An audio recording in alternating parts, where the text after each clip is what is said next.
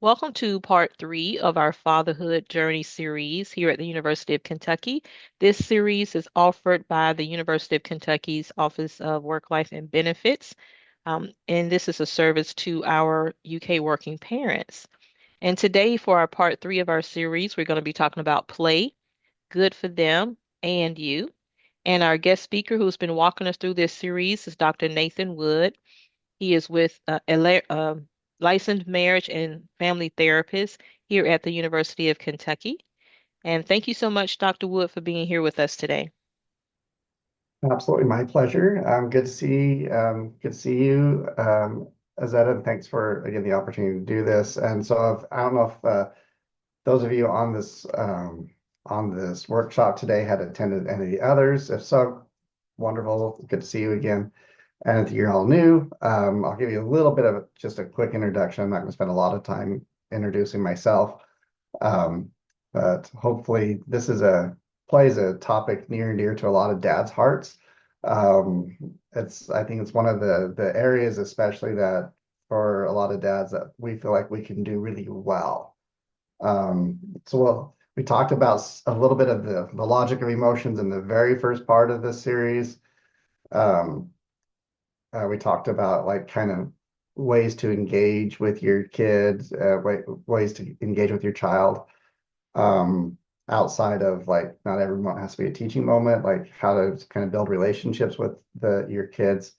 Today's obviously in play, and then we're going to return back to emotions um, on our last one, and how to also create a deeper sense of connection with our kids through our own emotions and telling our own story and appropriate ways for to our kids.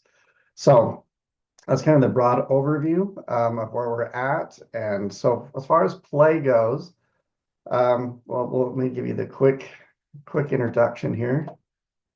So I'm an Idaho kid. I was born and raised in southern Idaho, right around that middle of the A. Um, and I did my bachelor's degree in psychology and minor in sociology at Utah State. I did my master's and doctorate in couple and marriage and family therapy at Brigham Young University. So, like, I'm really grateful. Our latest BYU import, Coach Pope, he was coaching for BYU before he came to UK. So I'm really glad he's here and not there. So yeah, did my bachelor's at master's and doctorate at BYU. And currently, I've been at UK since 2008 as a professor in the Family Sciences Department. And my primary teaching responsibilities are in our graduate couple and family therapy program we've had here at UK since actually 1990. So one of our longer mental health programs training programs we have here at the university.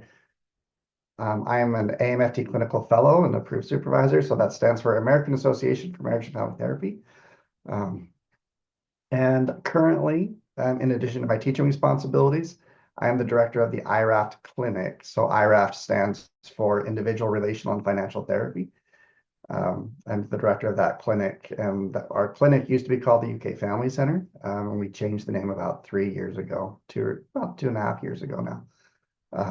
So we have services available for anyone in the state of Kentucky, and we have some special rates for UK employees and their families, and we do full range of services: play therapy, couples therapy, family therapy, individual therapy, and financial therapy. We've just added financial coaching um, into our services as well. So that's just a little bit about the clinic, and the advertisement is done at that point. So the slideshow today is, I don't have a lot of big, huge animations. I want to cover some of the main types of play broken down by developmental stage and so it's going to be kind of a little bit more, death by PowerPoint a little bit today. So I want to rely on our chat message. So if you have any questions, we'll talk about it. But first of all, play is actually amazingly important, not just for kids, but for adults. There's actually been some work that shows that when we are deprived of play early on in our lives, it actually can be detrimental to our emotional psychological and social well-being as we get into adulthood. The loss of the ability to play also has some negative consequences for us as adults. So play is not just a kid thing. Um, but we're going to focus primarily on the kid thing as this is a fatherhood series. So why is play important?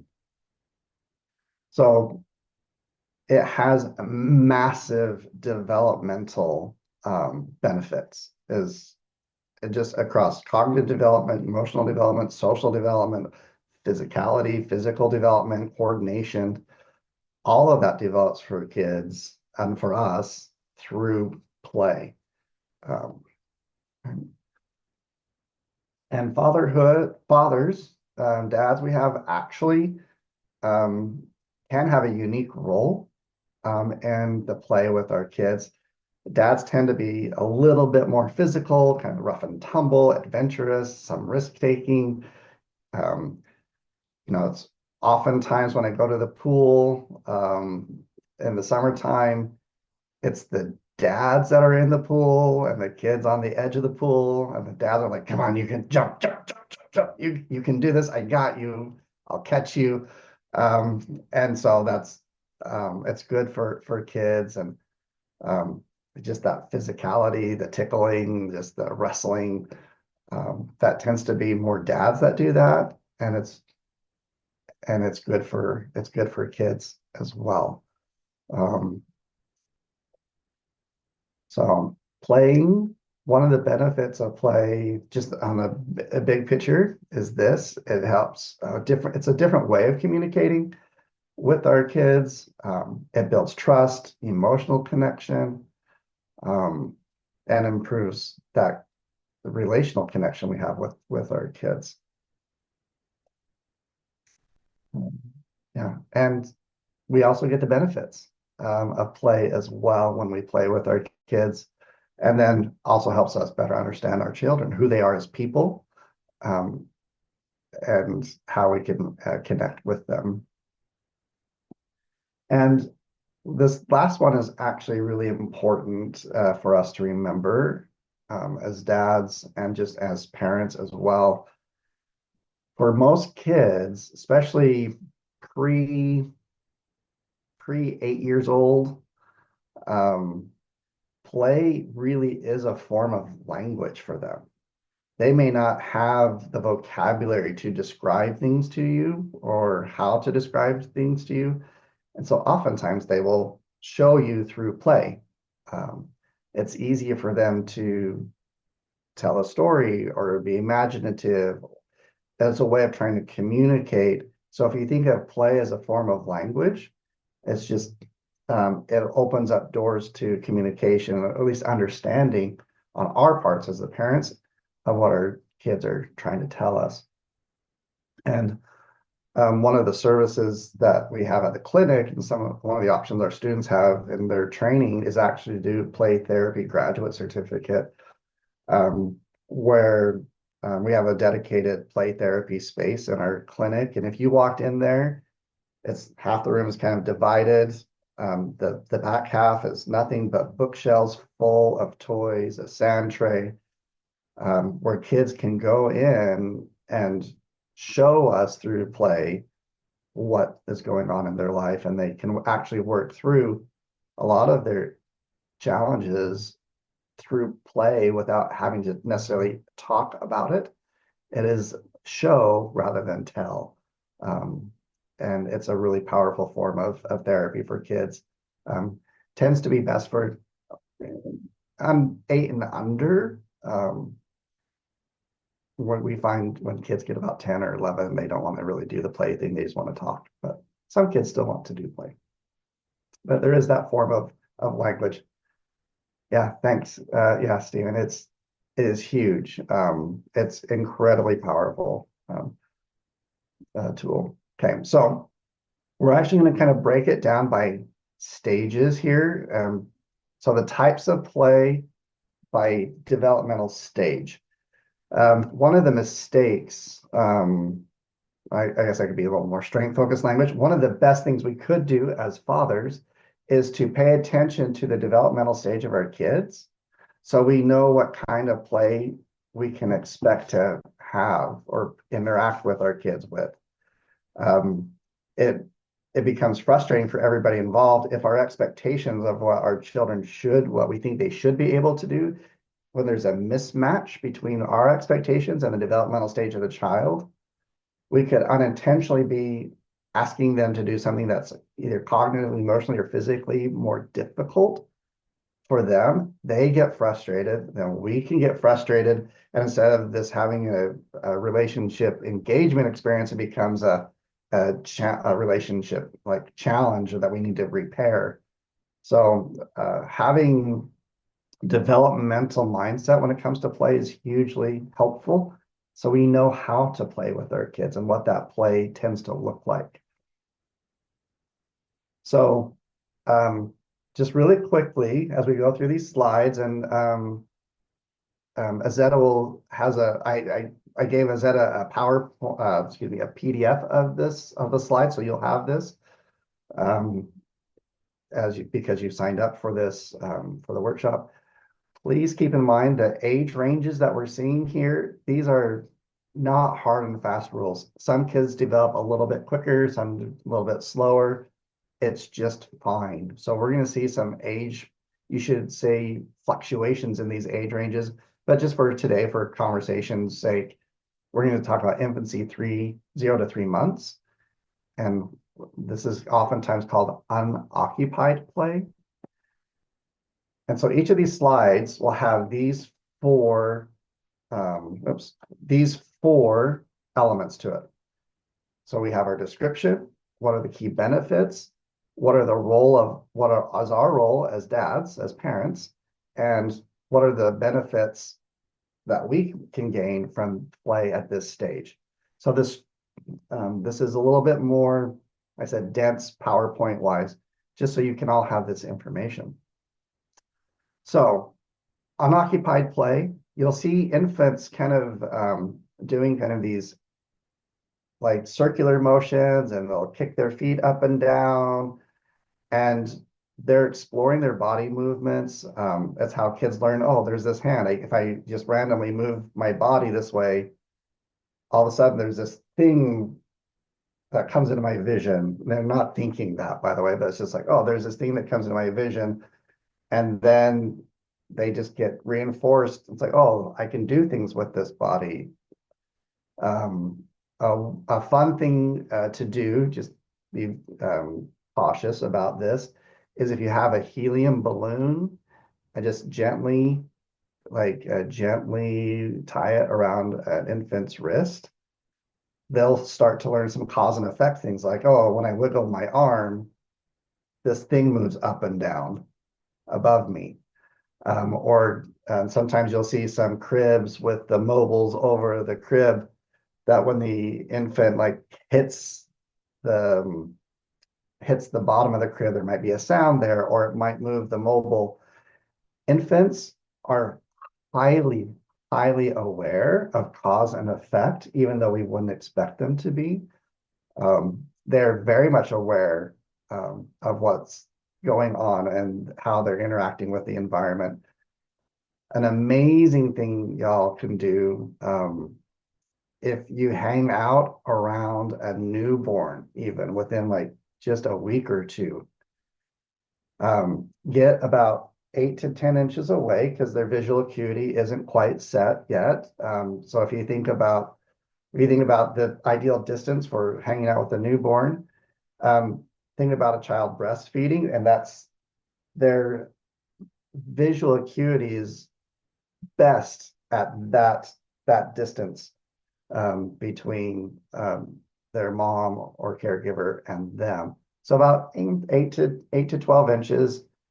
and just stick your tongue out at them, just or making oh like a wide open mouth. Um, and even if you can just open and close your hands, just make sure it's in their vision. Give it a little bit, but all of a sudden they will mimic you. So just the level of awareness interaction still can happen at in like newborn age, that they are interacting with the world and you. And it's really kind of cool to see them start to flex their hands. Like I said, it's not instant, so you got to be patient, but give it a few seconds and you'll see them start to do things with their fingers. They'll mimic you sticking your tongue out, opening your mouth. Um, so yeah, infancy, unoccupied play um, is critical for their development, and especially learning how to move their bodies around. Um, okay, so infancy. So we're getting like 3 to 12 months old. So we're exploratory. So we're starting to crawl, move, walk a little bit. Um, really texture heavy. It's out. They're just trying to figure out their environment. Um, Love to drop stuff. This is when they find out about gravity. Like you'll see kids at this age just drop stuff. I'm like, oh, okay, this works. If I there's this thing that goes down, if I drop it, and it becomes a fun game for them. It can be frustrating for us as parents. They're sitting in their high chair. All of a sudden, they're eating something, and they're like, "Oh, okay, I'm going to drop this," and then oh, my parent picks that up and puts it back, and I'm going to drop it again, and they get a lot of joy out of that, and just learning about the world around them. If you ever want to do just um, dive down the rabbit hole of child development videos on YouTube, there's some amazing experiments that they do with children where they understand physics at this age, meaning understand physics, they're not going to do the calculations, but they will have a ball or a car roll down a track, and then they'll put an obstacle between the baby and the track. And so they'll roll the ball or the car, it'll go down and he'll pass from one side of the obstacle through the other side and behind it. And then they set up a barrier in between, right in behind the obstacle. So when the ball or car goes down, it gets stuck in behind like a block or even just a little wall between the child. An infant as early as 3 or 4 or 5 months will stare because they know, because the experience, they know that that thing should go past. It should have kept rolling, and they will stare longer because like that's not how the world works, right? So again, if you understand kind of like the developmental stage and what kind of they're going through, you can start to appreciate the play that they're engaging in and that they're capable of.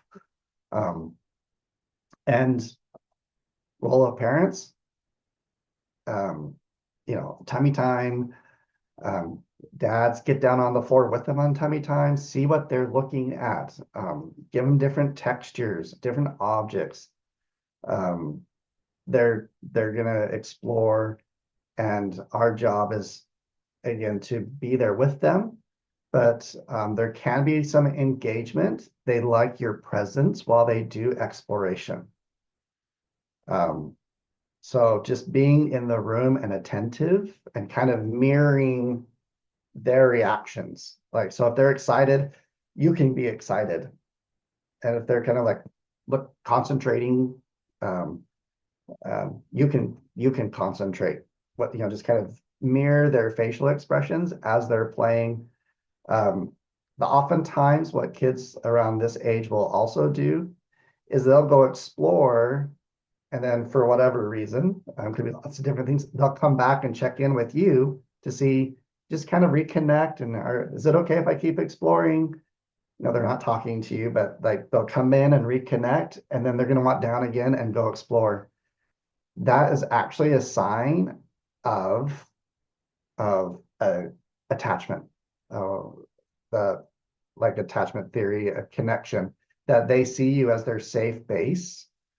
And so kids, especially in this age range, they'll come back in and check into their safe base, and then exploration is a sign that is you're safe, and then they'll like almost like an invisible leash, um, and that means they're your person. So them wanting to get down and explore, let them. If it's safe, let them do that, and they'll come back to you. It's a way that they're learning about themselves and their world. Okay. So solitary play, um, again, so this is now they're not just exploring, they're actually doing their own thing. They're playing with their blocks, they're with their toys, they're like eating everything, just kind of again, we're I'm playing, but it's kind of on my own. Kids do really well playing with an audience. So if they know that you're nearby, they're more likely to play on their own. And then again, it's normative. They're not at this age, they're not being mean, they're not ignoring you. If you want to, this is the age range where it's kind of hard to figure out are they ready to do like what's called parallel play? We'll get to in a second, or other kinds of play. It's you have to kind of go with the flow where your child is at. Some days they might be wanting to be more interactive. Other days they just kind of want to do their own thing, which is fine. Again, that's a sign that you are their safe space for them to do that. And just again, be curious about what they're doing. Okay.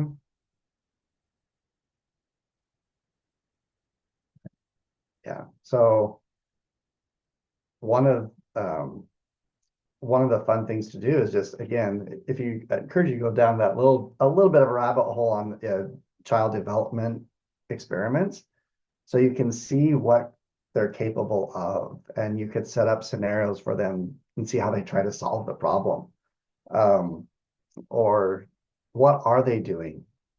Do they like animals a little bit more? They like dinosaurs, kind of what kind of toys or colors are they kind of naturally gravitating to? So you can get a little bit to know your child a little bit more. Okay. And then onlooker play. Actually, before we get to onlooker play, let me show you a quick video that will kind of give you some visual. So we talk about unoccupied, solitary, and onlooker. So I'm just going to let this play. We'll get through onlooker and parallel play, and then we'll go back to the slides and we can kind of break it down a little bit more. Um, and I don't think I have the share with the sound on. There's actually kind of just annoying music with this. So we'll just let it play.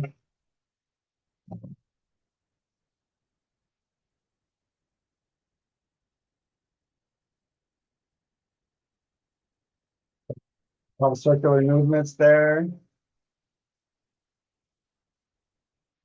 solitary play.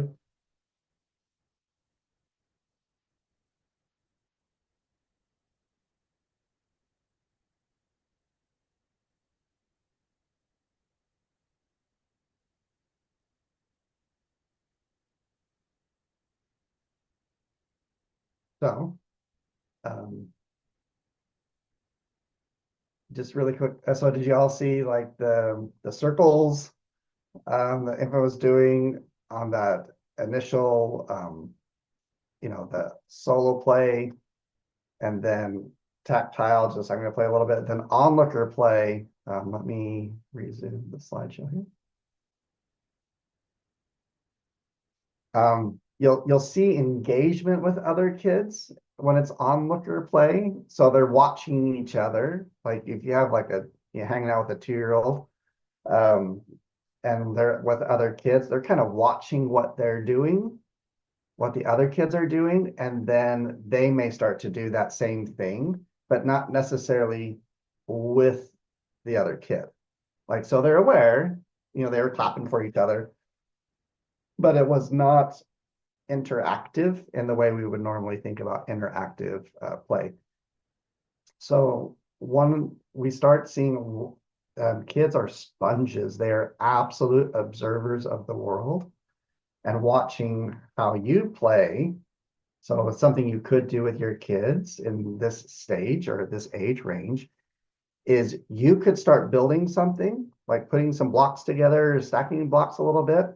And then if you wanted to knock them down, um, and just if you just keep doing that, just keep an eye. Your child might start doing that same thing and just kind of like follow the leader kind of idea. And that's a great way. Again, you can start playing along like model and then have them follow. And if you want to be brave and get extra brownie points, do what that follow their lead and what are they doing. And they may kind of give you a weird look like, what this, you're an adult, like what are you doing, dad? But once they get used to you following their lead, they they will find a lot of joy in that you're just hanging out there with them. Okay. Engage curiosity, ask questions. We're in verbal land now. Most kids that are in the 2-year-old range are start have a little bit of a vocabulary, and they'll be able to, say look and that and this or yucky or no. Um, love to 2-year-olds are my wife and I both agree 2-year-olds are our favorites because you see their personalities and they definitely have their personalities and their own opinions, and you can still move them if you need to. It's hard to move a 16-year-old that way, when they're having really strong opinions. But the 2-year-old, you can still interact with them and talk with them, but still, if you need to set a boundary, or pick them up to keep them safe, you can do that. Okay. All right. So parallel play. Um, this is where we're doing the same thing alongside the child.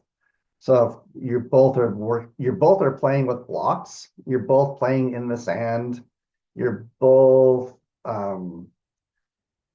finding rocks on the ground to look at but not eat. That's always important. Um, so you're doing the same thing alongside your child in parallel play, and they're paying attention. They want, this age range, they'll say, play with me. But when you sit down to start playing with them, they're not, it's not a game, like an interactive game in the traditional sense. Like they want, essentially, when they're saying play with me at this stage, what they're saying is do what I do, play alongside of me. And for a lot of guys, for a lot of men, this is actually what we do as adults too. Um, we'll do parallel play oftentimes. We'll be doing the same thing together. So you could think of being on the same team as a form of like parallel play. There's a little bit more interaction if you're on the team, but um, like I'm doing a lot. I'm connecting with my friends because I'm doing something at the same time as them. So like I love to, it's been a minute since the pandemic, but I used to fly fish a lot, and just go fishing a lot. I live up here in Scott County, and there's Elkhorn Creek, which is an amazing creek, and just to go kayak on, float, fish. It's just an amazing resource uh, close to us here. But I'll go get with one of my buddies and we would talk on our way to the creek in the car. And then we'd get out and we would be fishing, 50, 30, 20, 30 yards apart from each other. And we're both catching fish, but that's a kind of a form of parallel play where we're both doing the same thing, but not necessarily interacting with each other, unless it's like, you know, making sure my buddy knows I caught the biggest fish. That's kind of a different kind of play. But we'll get to that. But that's the idea of parallel play, doing the same thing, but not as much interactions. Um, Key benefits. Yeah, we're starting to get into the social stuff. Um, yeah, you could do play dates so they can play with other kids, but as dads, we all like parallel play is lots of fun. But again, you have to put yourself into, okay, this is, you know, it's not about asking ourselves, and what am I getting out of this? It's what is my child getting out of this? And when you can have that sense of that mindset and these younger ages, um, it's a lot. You're building these bonds. Um, One of my favorite quotes about parenting is it's you cannot schedule quality time. Quality time occurs within quantity time. Like there'll be moments of interactions where that quality time, those moments of connection and meaning happen. Um, but it's really hard to make it happen.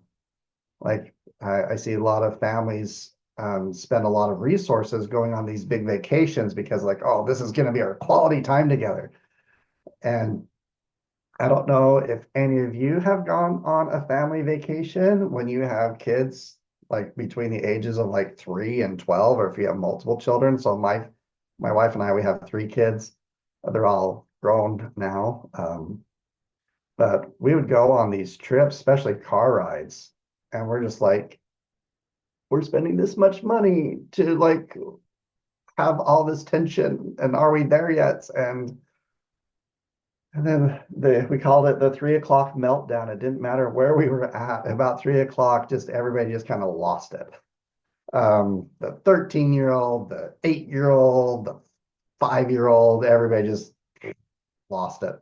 Um, but in hindsight, when you're thinking back, the kids talk about how much fun that was. But in the moment, it's tough.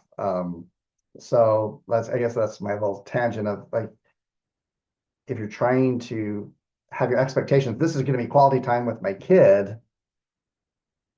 Um, I would encourage you all to say, this is I'm going to go spend time with my child or with my children, and we'll be doing like this parallel play if we're in this age range with the kids. Quality can happen spontaneously. So if you keep your expectations of time and just being present, those interactions and those moments of connection will happen as a almost as a happy side effect of it. Okay, so associative play, this is where we're starting to get into interactive stuff. Oops. Where they want to play with you, like imaginative play. The 3 or 4 year olds, the imagination is starting to blossom again. So keep in mind, they don't have the vocabulary that we as adults do. So sometimes when they're playing with you, they're gonna be um, a little bossy sometimes, which is normative. So go with the flow, let them lead. It helps them to build confidence in themselves when we follow their lead in associative play. Oh, daddy, like I can tell daddy to like, okay, get on the floor. And okay, we're gonna be dogs. And I'm like, okay, let's go be dogs. And we'll go crawl around and bark and sniff um and and then they might attack you and you can attack them. It's lots of fun, but it's helping them develop kind of leadership and that sense of autonomy, and I can have confidence that I can do hard things and we can play with each other. And my dad will play with me, and just you're starting to get, rolling the ball back and forth to each other, um, going on a bear hunt, or, walk through let's go walk through the backyard or go to a park, um, play on the swings, um, teeter totter, like all of those kind of like we're doing, we're interacting a little bit more. beyond just that parallel play kind of idea.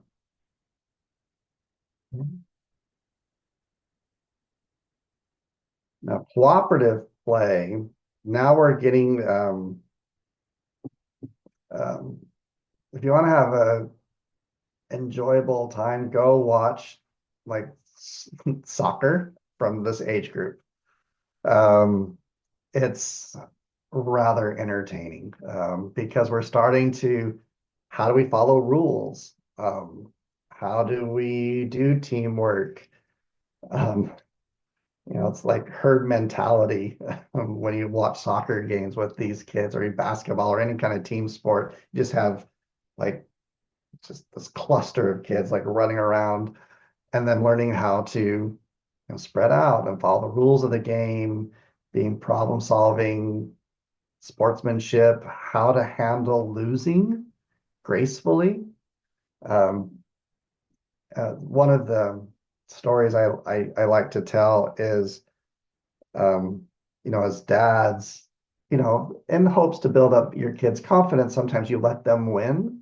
Especially if you're wrestling, like, oh, you're so strong, and they tackle you and you can fall over, and again, it helps them build up their confidence and um, you know, that physicality and and that was, I love that mindset, so, okay, they're, we're being gentle with them. And I did that with my kids and my son when he hit about 14, 13, 14 years old. He was my height and weightlifting because he was starting to play football. So my 14-year-old that's bench pressing, he could bench press me at 14 and 15 years old, like power clean. By the time he was 16, he could power clean me if you wanted to.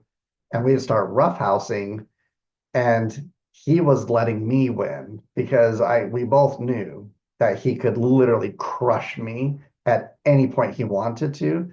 So the fact that he was just toying with me was, I appreciated that. I appreciated the ego, that he let me save some of my own dignity by not completely putting me into a full Nelson. Um, but yeah, it was fun to see that switch. Now he's 22 and definitely can bench press me if you wanted to. And he's a good kid. He's nice to his dad. But cooperative play, we're getting that interaction. Okay. So let's finish that video really quick because it gets us through these first little stages. Um, so associative play, so that's more an, actually that was not a great video of associative play. That was a good example of parallel play where the two kids were doing the same thing. Um, associative play, they would maybe be taking turns or, interacting a little bit more.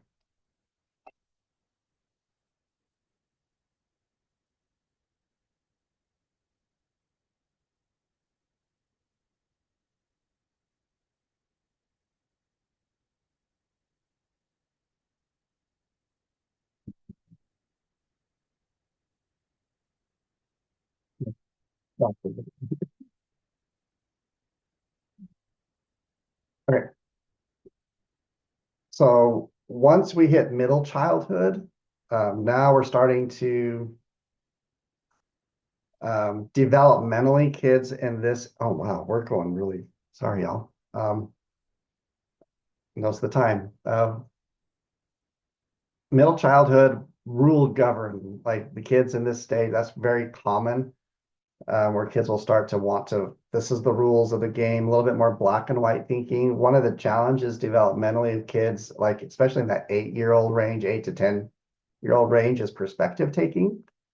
Um, and so playing actually can start help them doing that, taking turns, switching roles. Um, emotional regulation, your kids are always watching you. So how you lose, how dignified you are when you lose, um, sets the example for them of how to be a good, take a loss gracefully, and still maintaining, dignity and pride. And that's great for them to see that example. Okay. Constructive play, so Legos. So when we get into adolescence, I'm just going to run through that. This is really 12 and up. So social play, a lot of what we do as adults as well. Um, One thing I will say about adolescence, when you have a kid in adolescence, follow their interests and they will be more likely to join with yours as well. Um, so I did not grow up as a big gamer, um, and mostly because of access, honestly. But for my son or my kids, like my son loved to play with video games. I would just go down and watch him play and ask him some questions about the game, what he liked about it. So I'd be down there with him while he was playing, and sometimes we started playing together. We found a couple different games when they were teenagers, where my middle daughter and my son and I, we'd be all playing on the same team, like on a Xbox game. Get following their interests. My daughter wanted to start doing a robotics team when she was in high school, so I started helping her teach me about robotics, and then we could again play and follow their interests, and then invite them to your interests as well. And it's a it can start being that fun, and giving them that space and autonomy, um, and showing them that you value them by spending time doing what they would like to do. Um, so I'm going to actually, um, y'all can um, y'all can follow up with the handout. Actually, there's just one more slide, it looks like. Recreational play. Um, this again, something we do as adults. I'm going to go ahead and stop this sharing. Um, yeah, so the thing about play, especially for us as adults, is anything that gives us joy or pleasure. The benefits of play usually is relaxation, afterwards, sometimes during. Golf is playing, but I don't feel relaxed when I'm golfing usually. It's usually an exercise in frustration and emotional regulation. There's moments of play where you get those benefits, but the play in that particular sense is having a challenge and trying to overcome that challenge and getting your mindset on that things, and you lose sense of time. Those are sometimes signs that you're playing, and it could be there's lots of play um, for us as adults. But anyway, I want to give us well, that went quick as last 12 minutes or so here, give you all a chance to ask questions, um, share your own experiences, or what's a challenge that you might be facing playing with your kids. Yeah, so fire away.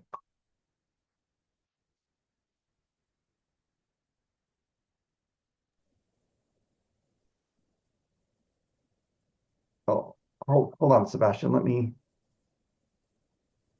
I can't hear you. Um, can, all right, sorry,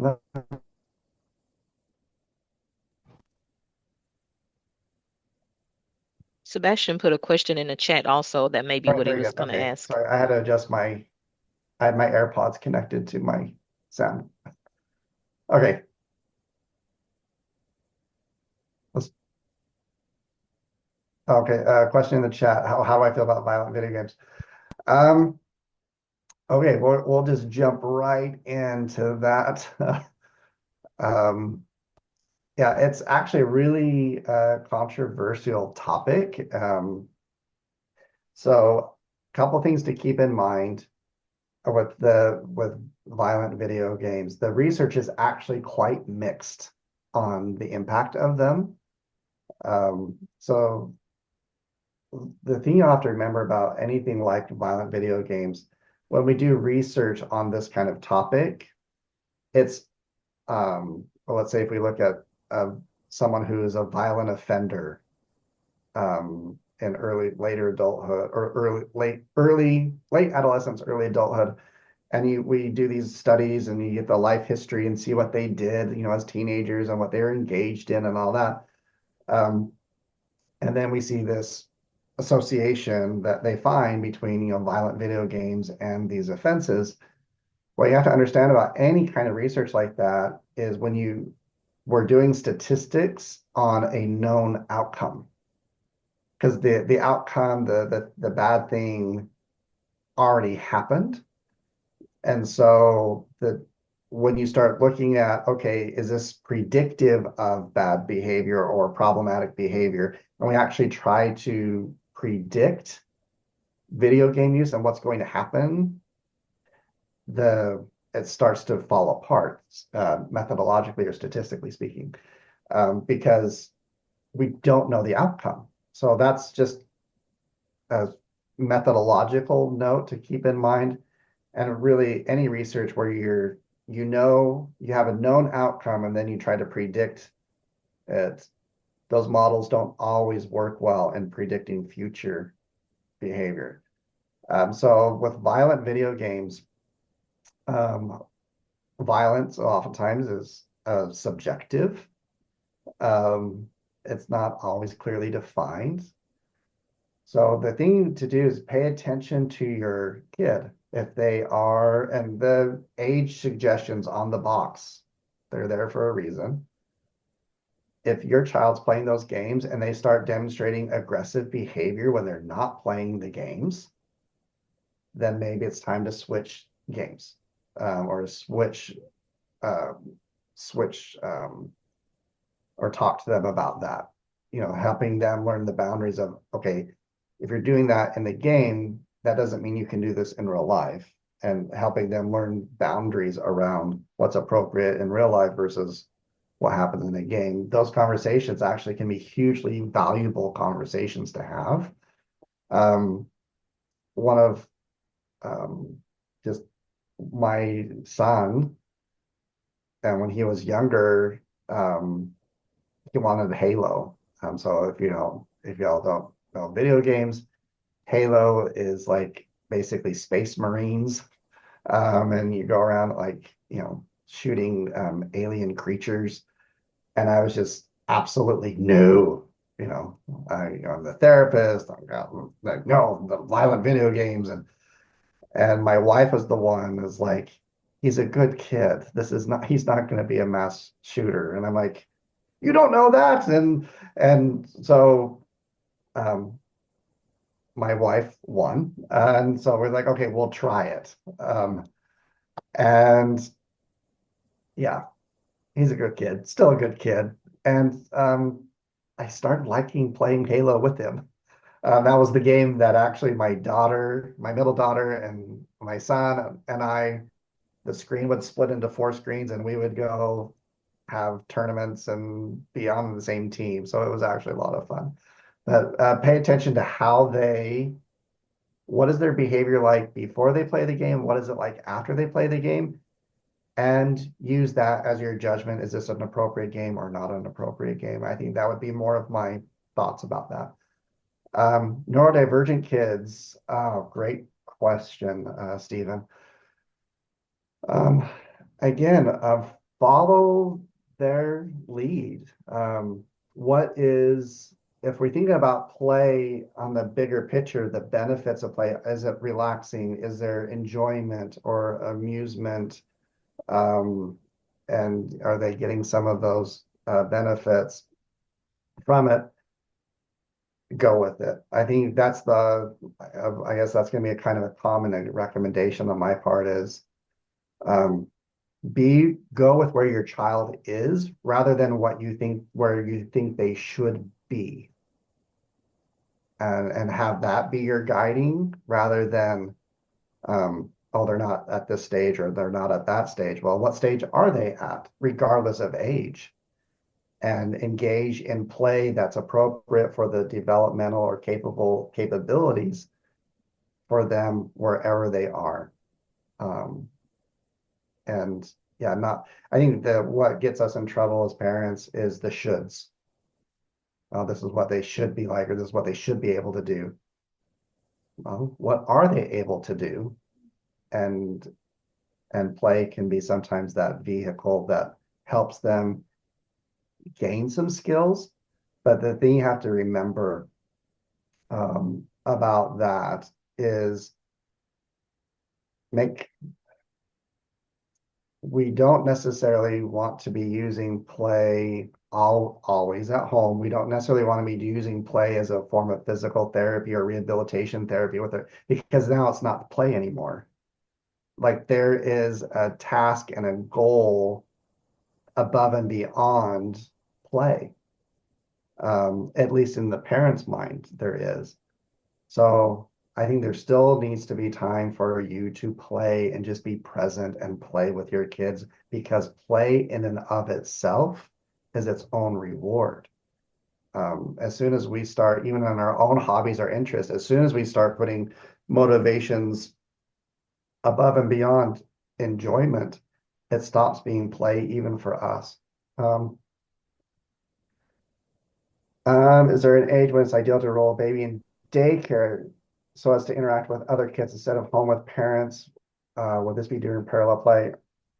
I think again, kind of keep an eye on your child and do some play dates. See how are they interacting with other kids. Sometimes, that associative play or observing play, sometimes 2-year-olds could start benefiting from being around other kids in like a daycare or a play date kind of setting. And y'all, it doesn't even have to be that formal, depending on your aversion to germs. I just go to the park with them where there's kids around that same age and see how they do at the park. It gives you, obviously check in with the other parents, but that's a great way to kind of gauge where your child's at and are they ready to start doing more social play kind of things or like associative or parallel play or parallel or associative interaction. Um, it doesn't have to be so formal. And then if you're present as a parent, you will start to get a sense of, okay, where is my child at and what do they need? Versus if you do a daycare thing, you're not there to observe. Um, you're you may not know as much where your child's at. So that's a great question. Hopefully you're all getting the sense of it depends, it depends, it depends, it depends. It's my favorite answer. Well, it depends, it depends. Um, but yeah, follow your child's lead. You have some tools, some language now to kind of interpret what's happening. And then just see where your child's at and go from there. They they know what they need. It's kind of biologically built in. So yeah, just follow them. All right. I've time for a couple more, maybe one more question or comment. I was just going to share that the library is also a really good space to take your child as they're growing. You can Mhm. watch the difference between like your 2 or 3 or 4 year old and your 8 year old, how they interact with other children, and of course the park, So I was just gonna throw that in as well. I noticed even with my children growing up, they would I could watch it, the development, just free play. And I love that you make the Mhm. point that play kind of not is not play anymore when we kind of put too many parameters and schedules and agenda to it. Mhm. It's like what happened to just playing? So Mhm. there's a space for that other part, but there needs to be just free play opportunities. Yep. Yeah. And um, you know, oftentimes we as adults, I'm making kind of a broad generalization, so please understand that. We as adults, at least in American society, we're all about productivity. Like, we need to be able to check off lists and check boxes, and that is the antithesis of play. We see kids with anxiety disorders because they go to school and then they have 10 activities, or I'm exaggerating a little bit. They have 3 or 4 different activities scheduled throughout the week. They have their music lessons and they're in this and they're in that. And they're so scheduled. And oftentimes I wonder, who is that for? Is that so the parent feels like they're being a good parent, or is it for the emotional and developmental well-being of their kids? And I know that's a really hard question to ask, and it's a hard question to answer. Um, but yeah, there needs to be time. We all need time to be able to play and decompress and rejuvenate. Kids are no different. So, yep, That's another great point. That brings me to another great point of thinking about how other parents pressure parents unintentionally by hmm just saying, "So what's your child into? Or what yep, activities are your children participating in this semester, this year or in the fall or spring?" They just ask those questions because they're right, just curious. But as a parent, if you're not able to, manage that for yourself, then you'll right, feel like I need to go put them in something. They need to be right. doing something. hmm Yeah, if your child's doing well, um, yeah, I'd be happy you have a be grateful you have a happy child. Like I think that's its own benchmark. We did have one rule in my house. So if our kids wanted to do something, like play, like do like summer basketball or summer swimming or something like that, our rule in our house was if you start it, you finish it. Um, so because sometimes again, this is a developmental, you have to be pay attention to your developmental stage of your child. But when it gets hard, like, okay, you can quit after this season or after this summer, as long as it wasn't something that was not inappropriate that was happening, um, within that sport or with that program. We'd say, okay, we're going to stick it out, and then we don't have to do it again. Kind of, um, yeah, following kind of their lead, because again, we get a lot of burnout with kids, and by the time you have amazing athletes, and they're done by the time they're in high school because they've been playing the same sport for 10 years, um, and they're over it. Yeah, so yeah, follow your kids' lead. It's appropriate to set boundaries with your kids, and set high expectations. High warmth, high expectations is the best combination for parenting. Um, Great All right. Well, question. thank you so much for offering this to us. And I've learned, I've just really, I love these presentations because I just absorb a lot. And it's helpful, even just if I'm having conversations with other parents. I remember some of these tips I get from different workshops. So thank you. Thank you. Thank you, everyone, for attending. Have a fantastic day. Yep. Thank you all.